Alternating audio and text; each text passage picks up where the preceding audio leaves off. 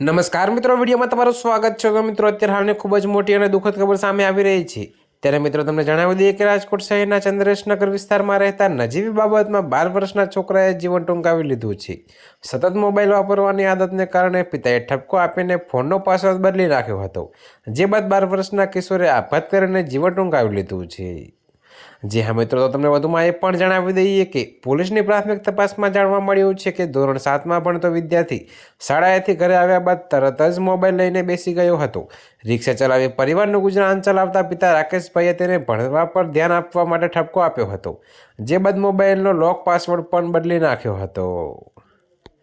જો કે મિત્રો, બપોરના સમયે પિતા રિક્ષા લઈને કામ પર નીકળી ગયા ત્યારે સગીરે ફરી મોબાઈલ લીધો હતો, પરંતુ પાસવર્ડ બદલાઈ જવાથી તે ફોન ખોલી શક્યો ન હતો। તેને માતા પાસે નવો પાસવર્ડ માંગ્યો હતો, પરંતુ માતાએ પોતે પાસવર્ડ ભૂલી ગઈ હોવાનું કહેતા બાળકને આ વાતનું અત્યંત માઠું લાગ્યું હતું। જો કે મિત્રો, જે બાદ વિદ્યાર્થીએ આ અંતિમ પગલું ભરી લીધું હતું। તો મિત્રો, બનાવની જાણ થતાં માલવીયા નગર પોલીસનો કાફલો ઘટના સ્થળે દોડી ગયો હતો અને મૃતદેહને પોસ્ટમોર્ટમ માટે સિવિલ હોસ્પિટલ ખસેડ્યો હતો। તો મૃતક સગીર 2 ભાઈઓમાં મોટો હતો અને તેના અકાળે અવસાનથી શ્રમિક પરિવારમાં ભારે કલ્પાત સર્જાયો છે। જો કે મિત્રો, હાલ પોલીસે આ અંગે અકસ્માતને મોતનો ગુનો નોંધી વધુ તપાસ શરૂ કરી છે।